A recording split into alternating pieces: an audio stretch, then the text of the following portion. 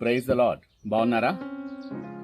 ఆదికాండం 1వ అధ్యాయం 2వ వచనం చూస్తే, భూమి నిరాకారముగాను శూన్యముగాను ఉండెను, చీకటి అగాధ జలములపైన కమ్మి ఉండెను, దేవుని ఆత్మ జలములపైన అల్లాడుచూ ఉండెను.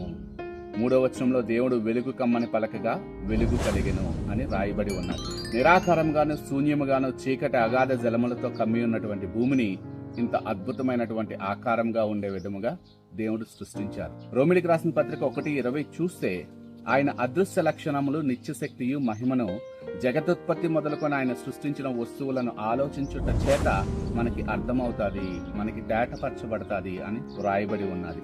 అవును, దేవుడు పాడైన ప్రతి దాన్ని కూడా బాగు చేయడానికి సమర్థుడై ఉన్నాడు.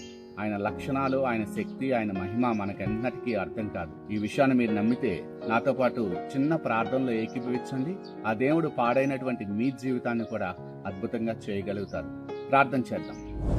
మహిమా పరిశుద్ధుడైన మా తండ్రి, సర్వశక్తిమంతుడగు దేవ, ఈ వీడియో చూస్తున్నటువంటి ప్రతి ఒక్కరి యొక్క జీవితంలోనూ నీ ఆత్మను కుమ్మరించమని, వాళ్ళ హృదయంలో, వారి మనసులలో నీ చిత్తము కానిది, నీకు ఇష్టము లేనిది ఏదైతే ఉన్నదో దాన్ని తీసివేసి నీ రక్తంతో కడిగివేసి నీ ఆత్మను వారిపైన కుమ్మరించి నీ వాక్కు ప్రత్యక్షత వారి కలగజేసి నూతన సృష్టిగా వారిని చేయమని యేసు నామంలో ప్రార్థిస్తున్నాం తండ్రి.